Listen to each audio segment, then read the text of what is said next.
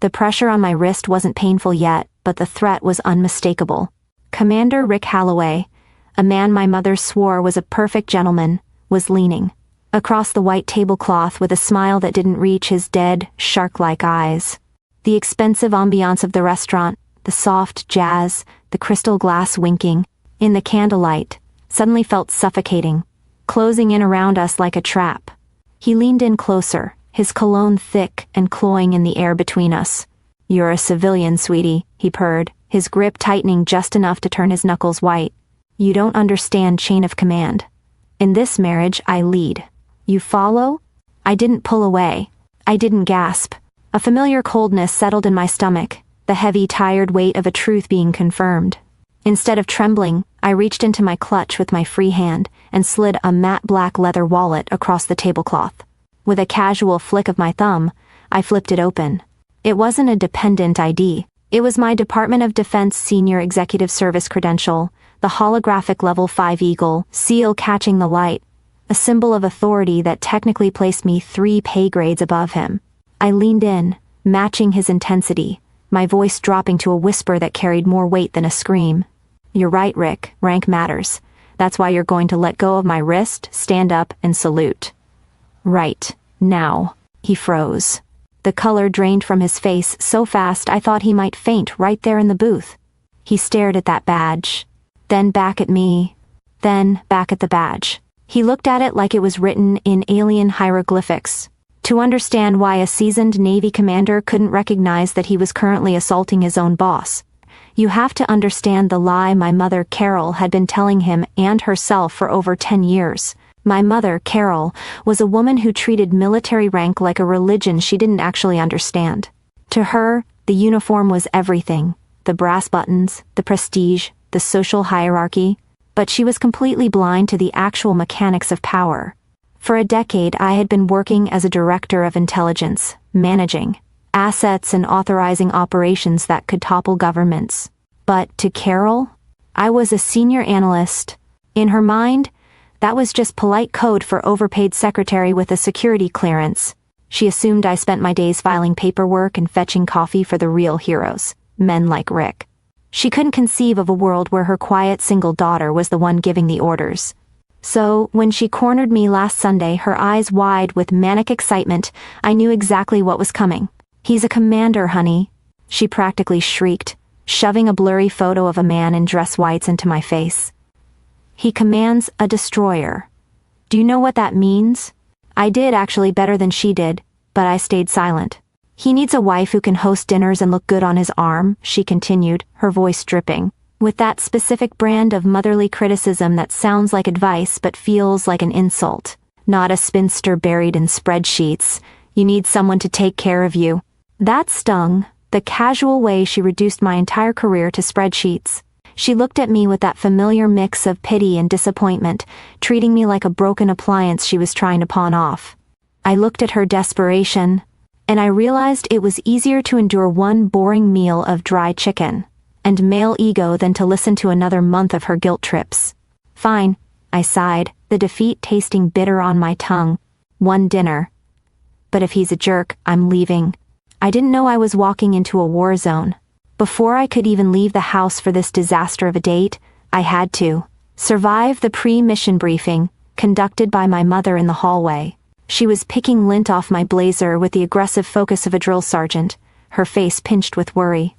It wasn't worry for my safety, of course, it was worry that I would embarrass her by being myself. She tugged at my collar, sighing as if my very existence was a fashion faux pas she had to correct. "Now listen to me," she said, her voice dropping to that conspiratorial whisper she used when discussing my deficiencies. "Don't talk about your work, okay? Nobody wants to hear about whatever it is you do. It's boring, honey. It's unladylike." I stood there, stiff as a board, letting her fuss over me like I was a prop in her social play.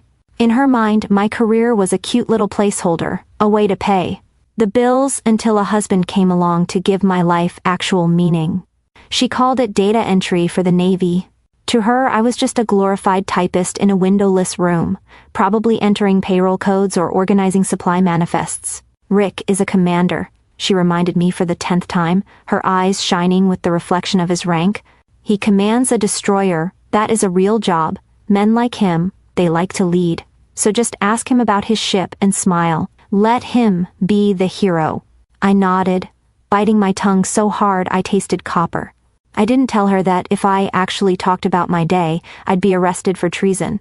Because 12 hours before she told me to let the man lead, I was the only person in the room allowed to speak.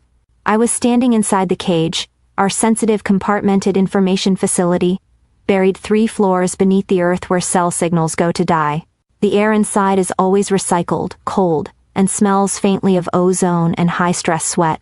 There were no windows, just walls of monitors and the low, anxious hum of cooling fans keeping the servers alive. I wasn't fetching coffee or filing paperwork. I was standing at the head of the main tactical table, staring down a room full of full-bird colonels and a representative from the Joint Chiefs of Staff. They weren't looking at their phones or chatting, they were looking at me, waiting for my call on the threat matrix that had just lit up the eastern seaboard like a Christmas tree. The SIGINT packages from the listening post in heavy rotation confirm. "Movement in Sector 4, I said, my voice cutting through the silence. I didn't ask for permission. I tapped the glass screen, bringing up a live feed that most generals never get to see. "I'm initiating an override protocol. We are retasking the KH-11 satellite array immediately. I want eyes on that convoy before it crosses the border." A colonel tried to interrupt, mentioning budget constraints on satellite fuel. I didn't even look up from the screen. "This is originator control material, Colonel. The budget is irrelevant when the asset is this volatile. Unless you want to explain to the White House why we lost visibility, you will retask that bird now." He sat down. He didn't argue. He knew that even though I wasn't wearing a uniform, my SES-2 rank, Senior Executive, Service Level 2, made me the civilian equivalent of a Rear Admiral. In this room, I outranked every single officer in uniform. It's a strange, disjointed feeling, holding that kind of invisible weight while your mother critiques your lipstick. My mother sees a daughter who can't find a husband. The Joint Chiefs see an analyst who predicts wars before they start. I wasn't taking notes that day. I was deciding where the U.S. Navy would position its fleet for the next month. I was moving chess pieces that cost billions of dollars and housed thousands of souls. I authorized a drone surveillance grid with a biometric key that only 3 people on the eastern seaboard possess. When I speak in that room, the pen scratching on paper stops, because everyone knows my analysis becomes policy. That is my reality, a world of absolute consequence, where a single hesitation can cost lives. And that brings us to the profound, almost comedic irony of Commander Rick Holloway. Rick is what we call a surface warfare officer, or SWO. He lives in a world of steel and gunpowder, of visible might and loud engines. To men like Rick, the intelligence community is just a bunch of nerds in a basement. Administrative hurdles he has to jump over to get to the real fight. He views civilian intel officers, especially women, as irrelevant obstacles, paper pushers who don't understand the grit of the sea. He has no idea how the system actually works. He sits on his bridge, waiting for targeting packages, a dossier that tells him where the bad guys are and when he's allowed to fire. He thinks those packages come from some abstract command. He doesn't realize that command is often a 34-year-old woman, in a cardigan who just spent 10 hours analyzing thermal signatures. The very coordinates he steers his ship toward, I picked them. The rules of engagement he has to memorize, I wrote them. He thinks he's the predator, the shark in the water. He doesn't understand that without me, he is blind, deaf, and swimming in circles. Rick walked into that restaurant thinking he was interviewing a candidate for the position of Navy wife. He didn't realize he was sitting across from the architect of his next deployment. Rick didn't salute. He laughed. A wet, condescending sound that made my skin crawl. He looked at the SES credential lying on the table, then back at me, shaking his head with a smirk that was equal parts arrogance and pity. "Cute," he sneered, leaning back in his chair. "Did the gift shop make that for you? Look, I know you government girls like to feel important, but let's be real." He scanned me up and down, his eyes lingering with an insulting familiarity. "You're too uptight. That's your problem. You need a man to loosen you up, not a fake badge." Then came the squeeze. His fingers dug into my wrist again, harder this time, not romantic, but possessive. A warning. In that split second, the bad date ended, and a professional evaluation began. I stopped seeing a potential suitor and started seeing a liability. I watched his pupils dilate, the vein throbbing in his neck, the casual willingness to use force when his ego was threatened. This man commands a warship? I thought, the cold logic of my training taking over. He holds the codes to weapons systems? He wasn't just a jerk, he was volatile. He was unfit for command. This was no longer a social interaction, it was a counterintelligence risk assessment. I didn't scream. I didn't throw my drink. I simply pulled my hand away with a sharp, practiced twist that broke his grip instantly. I snapped the wallet shut, the sound cracking like a gunshot in the quiet restaurant. I stood up, smoothing my dress with deliberate, terrifying calm. "Check your email at 0800, Commander," I said, my voice devoid of any warmth. "You have a readiness audit?" I turned on my heel and walked out, leaving him alone with his confusion, and the bill.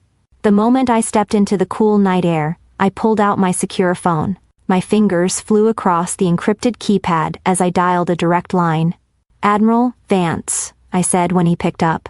Vance, my mentor and the only man who knew exactly how dangerous I could be, didn't waste time with pleasantries. "Go ahead, Director." "Sir, I need to flag a file," I said, watching the city lights blur past the window of my Uber. "Commander Richard Holloway. I'm initiating a formal fitness for duty review regarding his security clearance level. And sir, I want to deliver the news personally." I knew exactly what I was doing. A police report would have been a messy he said, she said affair, easily dismissed by his rank and connections. But a clearance review? That was fatal. I was filing a clearance adjudication review based on erratic behavior and disregard for superior authority. It was administrative, it was bureaucratic, and it was absolutely bulletproof. He thought I walked away because I was scared. He didn't know I was just heading to the office to officially end his career. At 0800 hours, the conference room at Naval Headquarters is usually a sanctuary of quiet, grim discipline. But not this morning. Even through the heavy oak doors, I could hear Commander Rick Holloway holding court. He was leaning back in a leather chair, regaling a nervous junior officer with the hilarious tale of his disaster date, his voice carrying that booming, unearned confidence that mediocre men wear like armor. "I'm telling you, she was delusional," he laughed, the sound grating against my nerves like sandpaper. "Some secretary who thinks she's a spy because she has a laminate badge. She actually tried to give me orders, can you imagine?" He chuckled, shaking his head at the absurdity of a woman demanding respect. "I dodged a bullet, kid. Crazy chicks are the worst." I waited for the laughter to die down before nodding to the Master Chief standing guard. The chief threw the door open and his voice cracked like a whip, instantly sucking the oxygen out of the room. "Room.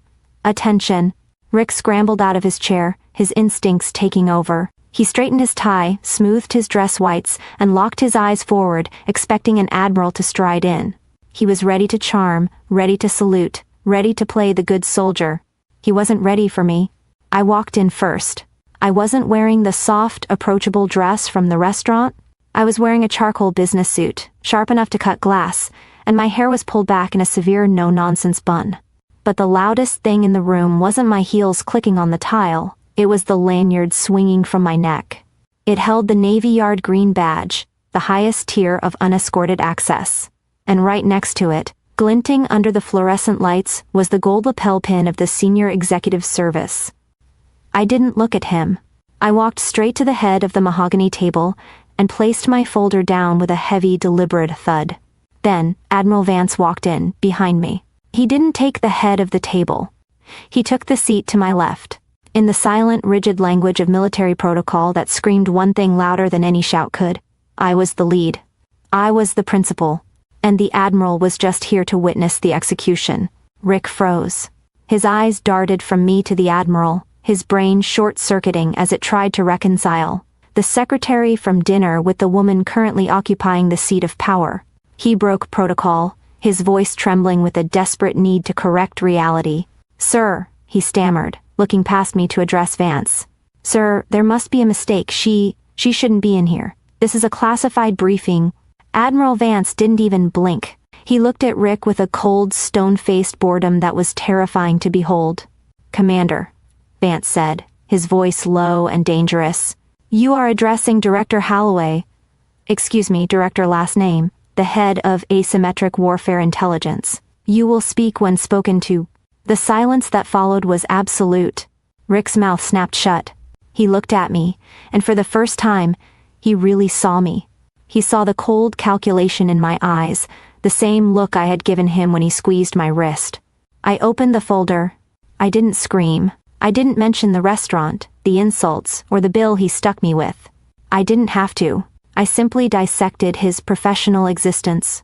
"Commander," I began, my voice steady and devoid of emotion, "I've been reviewing your operational history. You have a pattern of disregarding intel reports that originate from civilian analysts. You missed 3 critical protocol updates in the last quarter alone." I looked up, catching his gaze. "You seem to believe that rank protects you from competence." He started to sweat, a visible sheen appearing on his forehead. "Director, I can explain." "I'm not asking for an explanation," I interrupted, flipping the page. "I'm making a finding." I closed the folder. This was the moment. I thought of my mother, telling me to let him lead. I thought of every time a man had interrupted me in a meeting. And then I looked at the man who thought he could control me with a squeeze of his hand.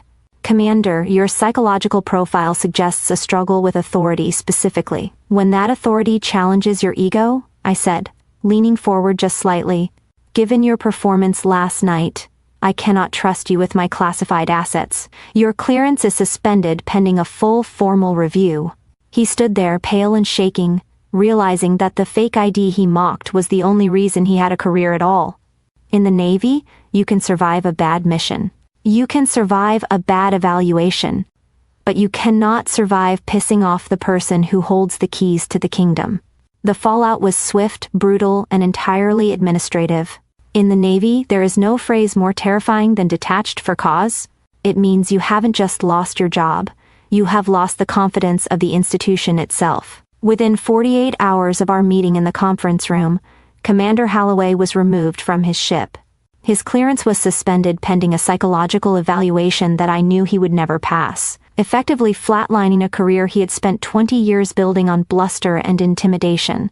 I didn't feel a surge of joy as I signed the final paperwork, nor did I feel guilty. I simply felt the cool, detached satisfaction of a mechanic removing a faulty part from a high-performance engine. But if the Navy's reaction was efficient, my mother's reaction was explosive. My phone rang 2 nights later, and the caller ID, Mom, flashed on the screen like a warning light. I stared at it for a long moment, the old knot of anxiety tightening in my chest. I knew that ringtone. It wasn't the ring of a mother calling to check on her daughter after a bad date. It was the ring of a manager calling to scold an unruly employee. When I finally answered, I didn't even get a hello. "Rick called me," she hissed, her voice trembling with a rage I hadn't heard since I refused to go to prom with her friend's son. "He said you got him fired. He said you made a scene at headquarters and impersonated an officer. How could you do this?" I closed my eyes and let out a long, slow breath. I thought about the years of silent endurance, the birthdays where she praised my brother's mediocrity while ignoring my promotions. The endless comments about my little computer job, the way she looked at me like I was a puzzle she had given up on solving. She was ready to believe a man she had met twice over her own daughter. She was ready to believe I was a criminal fraud rather than accept the possibility that I was successful. "He said you ruined a good man's life because you can't handle a strong personality," she continued, her voice rising to a shriek. "I set you up with a commander, and you act like a child." "Mom, stop," I said. My voice wasn't loud, but it had the steel of the boardroom in it, a tone she had never heard from me before. "No, I will not stop. You need to apologize to him. You need to fix this." "I didn't impersonate anyone, Mom," I cut in, my words spacing out, slow and deliberate. "I am the boss. Do you understand what that means?" Rick wasn't fired because I threw a tantrum. He was fired because he put his hands on a superior officer. He was abusive, he was unstable, and I removed him from my Navy because that is my job. The silence on the other end was deafening. It was the sound of a worldview shattering. "I am not a secretary," I continued, finally letting the wall come down. "I am a director of intelligence. I make decisions that save lives. And Rick was a liability. I didn't ruin him. I exposed him."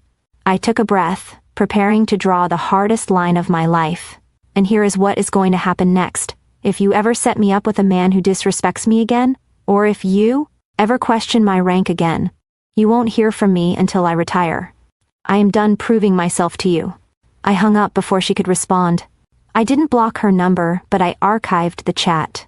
The silence that followed wasn't lonely, it was peaceful. The weeks that followed were a blur of quiet productivity. The atmosphere in my office shifted subtly but perceptibly. The whispers about the commander incident had circulated as I knew they would. But instead of gossip, I found a new, solidified layer of respect. When I walked into a briefing, the hush was immediate. Junior officers squared their shoulders a little more. Peers nodded with a knowing gravity. I wasn't just the smart analyst anymore. I was the one who had protected the house. I realized I didn't need a husband with a title to validate my existence. My validation was in the clearance codes on my desk, the respect of the admiral, and the safety of the fleet. Then came the mirror moment, the final punctuation mark on the entire saga. I was walking down the C-ring corridor of the Pentagon, flanked by two of my senior aides. We were discussing a logistics chain for the Pacific Theater, moving fast, our heels clicking in rhythm on the polished floor. Ahead of us, a man was pushing a mail cart, a task usually reserved for interns or those in administrative purgatory. It was Rick. He wasn't wearing his dress whites. He was in khakis, looking tired, gray, and significantly smaller than I remembered. He looked up as we approached, likely preparing to step into our path or make a comment. But then he saw me. He saw the way my aides deferred to me. He saw the badge catching the light. He didn't speak. He didn't sneer. He simply stopped the cart, pulled it tight against the wall, and lowered his eyes to the floor, making himself as small as possible to let me pass. He had finally learned his place. I didn't stop. I didn't gloat. I didn't even break my stride. I checked my watch, dismissed the memory of him like a closed file, and walked into my next meeting. My mother wanted me to marry a commander so I'd have someone to look up to. I decided to become the person the commanders look up to instead. Have you ever been underestimated by someone who didn't realize you held all the cards? Or had family who refused to understand your success? Tell me your story in the comments. And if you enjoyed this reckoning, hit that like button.